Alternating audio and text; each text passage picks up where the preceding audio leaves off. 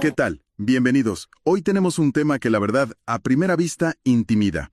Nos compartieron el título de una investigación que es un verdadero trabalengua científico. Es todo un reto, ¿verdad? Totalmente. A ver, ahí te va.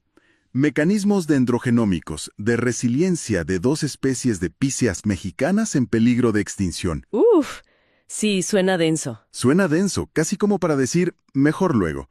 Pero la promesa es que si desciframos estas palabras, hay una historia increíble detrás. Justo. Una historia de detectives del pasado, de genética y de una carrera contra el tiempo para salvar a unos gigantes silenciosos. Exacto. Y ese es el objetivo de hoy, ¿no? Vamos a ser como traductores, tomar este título y ver qué busca realmente una investigación así. Nos vamos a enfocar en 3 conceptos clave que presenta. ¿Qué es eso de la dendrogenómica? ¿Qué significa la resiliencia en un árbol? ¿Y por qué es tan crucial que se centre en píceas mexicanas en peligro? Me gusta el plan. Entonces, nuestra misión es desarmar este rompecabezas y entender la importancia de este campo de estudio. Empecemos por el principio. La primera palabra, dendrogenómica.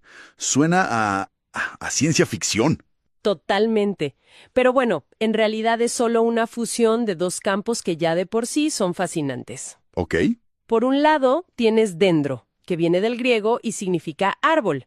Aquí se refiere a la dendrocronología, la ciencia de fechar los anillos de los árboles. Ah, los anillos. Lo que todos hemos contado alguna vez en un tronco para ver cuántos años tenía. Esos mismos. Pero son mucho, mucho más que un calendario. Cada anillo es como una página en el diario del árbol. Un anillo ancho te habla de un buen año, con mucha lluvia, sol. Uno delgadito, casi una cicatriz, te puede estar gritando sequía, incendio o hasta una plaga. O sea, los árboles son como cronistas del clima. Los más fieles que existen, a veces por cientos y cientos de años. Ok, la parte del diario en los anillos me queda clara. Pero francamente la parte de genómica es donde se pone más abstracto. ¿Cómo pasamos de un pedazo de madera a un código genético? Pues aquí es donde la ciencia da un salto espectacular. La genómica, en esencia, es el estudio del manual de instrucciones completo de un ser vivo, o sea, su ADN. Lo que hace la dendrogenómica es conectar ese diario histórico de los anillos con el manual de instrucciones genético. A ver, Te pregunta si el diario dice que en 1850 hubo una sequía brutal que mató a la mitad del bosque, ¿qué había en el manual de instrucciones de los árboles que sí sobrevivieron? o sea, buscan una correlación directa entre un evento del pasado y un gen específico. Precisamente.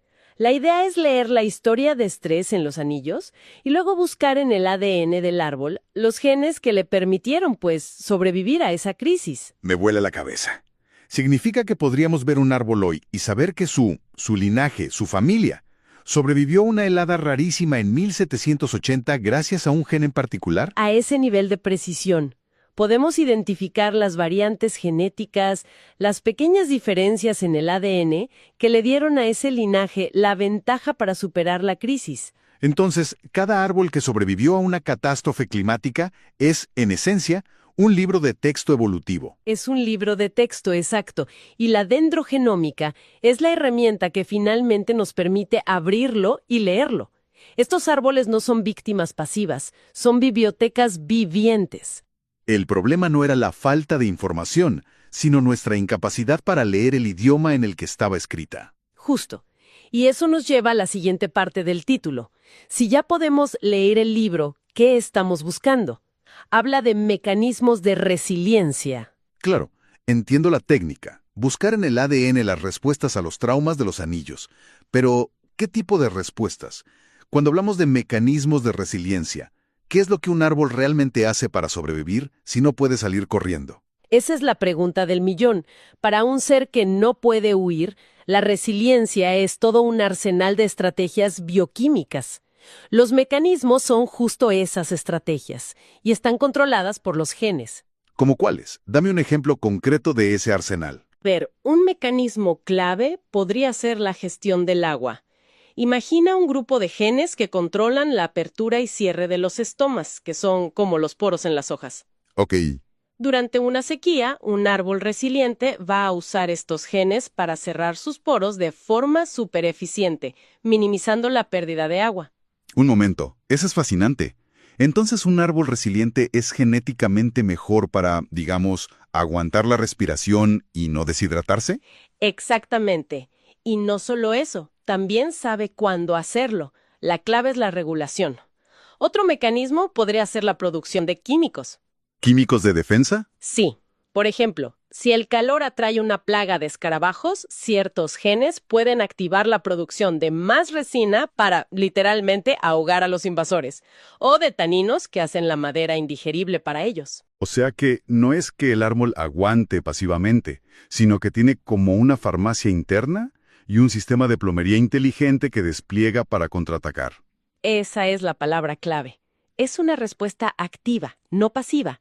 Y lo que un estudio como este busca es mapear ese arsenal, identificar qué genes son los que marcan la diferencia entre la vida y la muerte. Busca los genes de los supervivientes. Justo. Y aquí es donde la historia da un giro y cobra una urgencia tremenda, porque el estudio no es sobre un pino cualquiera, se enfoca en algo muy específico. Unido dos especies de píceas mexicanas en peligro de extinción. Completamente. Esto le da la vuelta a todo.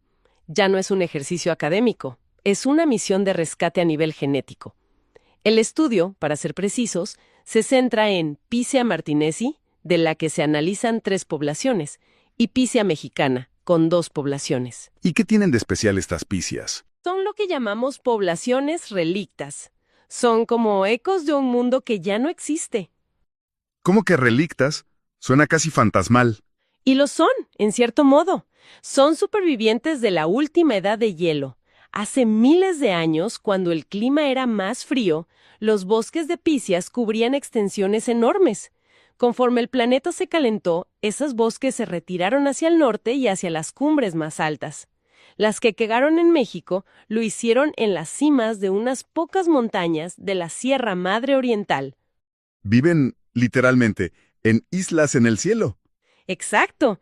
Son pequeñas islas de clima frío y húmedo en un océano de condiciones más cálidas y secas. Este aislamiento de miles de años las ha hecho genéticamente únicas. Pero también me imagino que las hace increíblemente vulnerables, ¿no? Ahí está la paradoja. Con el calentamiento global, su hábitat, esa pequeña isla, se está encogiendo. No pueden migrar a una montaña más alta porque no la hay. Están acorraladas. Y el aislamiento que las hizo únicas también las debilita. Sí, porque provoca lo que llamamos cuellos de botella genéticos. La diversidad de sus genes se reduce, tienen menos variantes para enfrentar nuevas amenazas. Es como tener una caja de herramientas muy especializada, pero a la que le faltan algunas llaves universales. Por eso es tan urgente entender los mecanismos de resiliencia que aún les quedan. Es absolutamente crítico. Y perderlas no es solo perder 2 nombres en una lista, es perder el ancla de todo un microecosistema. Son el lugar de aves, insectos, hongos que no se encuentran en ningún otro lugar. Su desaparición provocaría un efecto dominó. Entonces, en el fondo, ¿buscamos en su pasado genético la receta para salvar su futuro? Esa es la esencia. Si identificamos qué genes les permitieron a sus ancestros sobrevivir a las sequías de hace 200 años, podemos identificar a los individuos que hoy portan esa resistencia. Y esa información es oro. Es oro puro para los programas de conservación. Te permite decidir qué semillas recolectar para un banco genético o qué individuos usar para reforestar, priorizando a los que tienen el mejor equipamiento para el clima que viene. Entonces, recapitulando, empezamos con un título científico que parecía impenetrable. Ajá. Y hemos llegado a una historia de supervivencia, de islas de biodiversidad acorraladas por el cambio climático y de una búsqueda en el ADN para encontrar la clave de la salvación. En resumen, lo que este título nos dice es que esta investigación combina la historia climática de los anillos con análisis genéticos de punta.